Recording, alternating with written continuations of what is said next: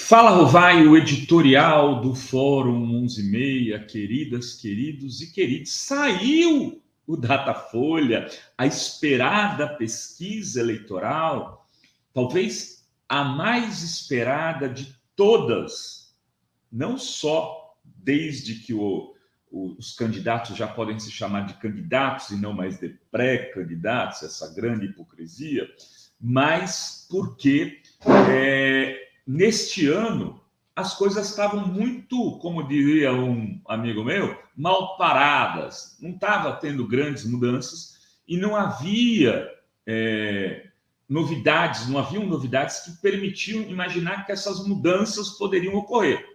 E aí a gente teve 3 mudanças que foram aferidas, ó, aqui no boné todo, feridas pelo Datafolha. Primeira, não precisamos falar de mudança, novidades, né? 40 minutos na Globo, de Jornal Nacional, para 4 candidatos. Lula, Bolsonaro, Lula pela ordem, Ciro, Tebet, com a quarta-feira livre. 40 minutos. Olha, 40 minutos de Jornal Nacional em 1989, por exemplo, seria uma coisa assim, se o candidato, dependendo do que ele fizesse, ele podia construir uma revolução no país. Hoje vale menos, mas é muita coisa. Muita coisa. 2, o debate Band UOL. Pô, mas o debate era tarde, as pessoas não ficam acordadas. O debate teve um impacto imenso nas redes. Só na Bandeirantes, a audiência no YouTube foi aproximadamente 10 milhões de page views. A Adri pode até checar enquanto a gente está vendo. De uma coisa imensa. Fora o UOL, fora a Band, canal aberto, fora a Band News, fora a repercussão na rede, que foi muito grande, e o início do horário eleitoral. O horário eleitoral já está rodando, então a gente já tem... Tinha uma época que você fala, começou o horário eleitoral, todo mundo desesperava para fazer pesquisa. O Datafolha, o IPEC pegou uma parte disso, a Quest pegou uma parte disso, a XP pegou uma parte disso, mas não é presencial. O Datafolha é presencial e pegou isso. O que aconteceu? O Lula caiu de 47 para 45. Nossa! O Bolsonaro ficou em 32. Diferença, 13%. Era 15, passou a 13. O Lula perdeu votos para quem? Para Tebet e para Ciro, que também prospectaram votos entre os indecisos.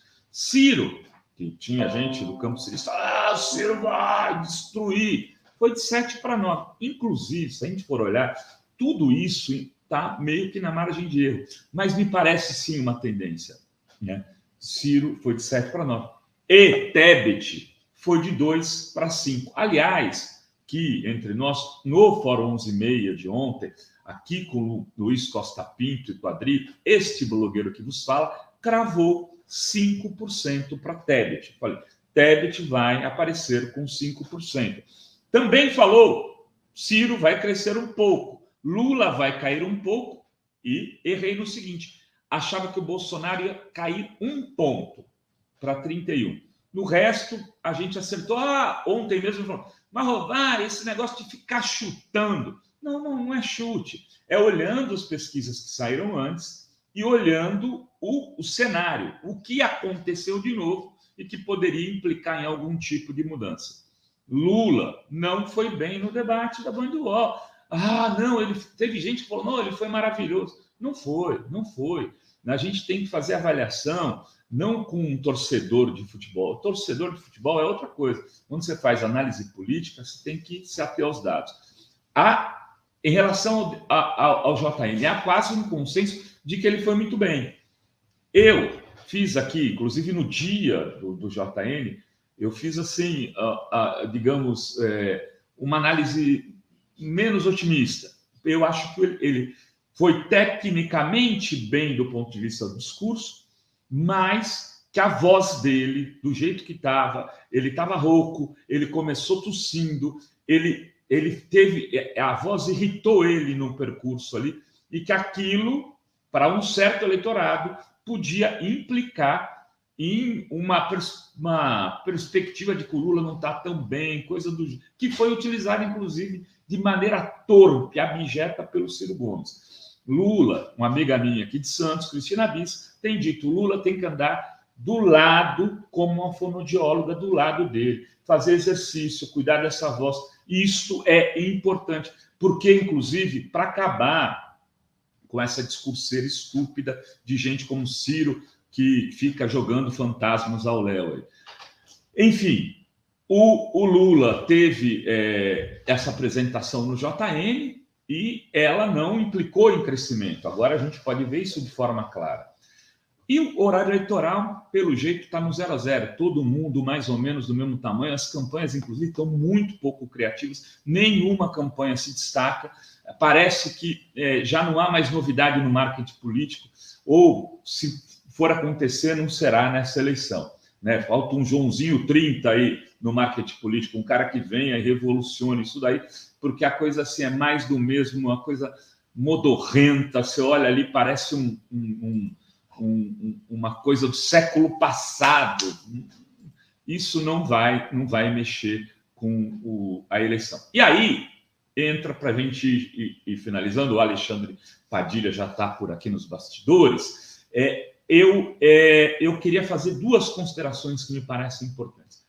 Uma, não existe, além do debate da Globo, no final da eleição, nenhum outro grande evento político que possa fazer com que candidaturas como a do Ciro e da Tebet se catapultem.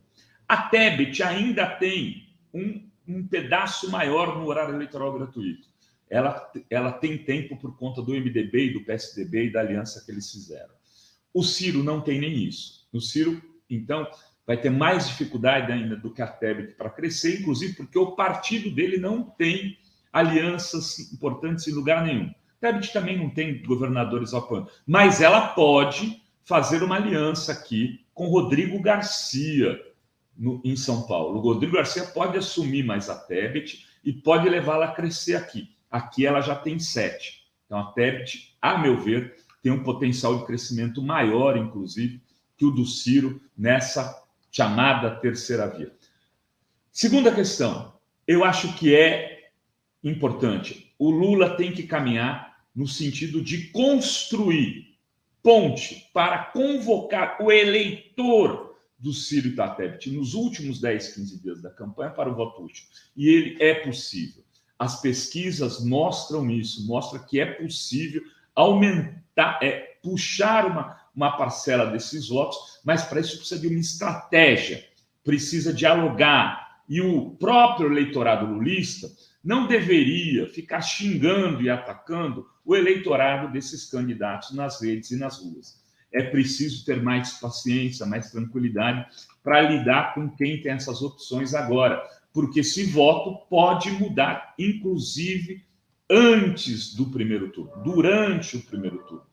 Eu escrevi um artigo onde falo disso e estou convicto de que a eleição no primeiro turno ainda está entre as possibilidades grandes, né, de se realizar para a presidência da República. Enfim, é isso. Era isso que tínhamos para hoje neste Fala Rovai, queridas, queridos e queridos. Beijos, beijas e beijos.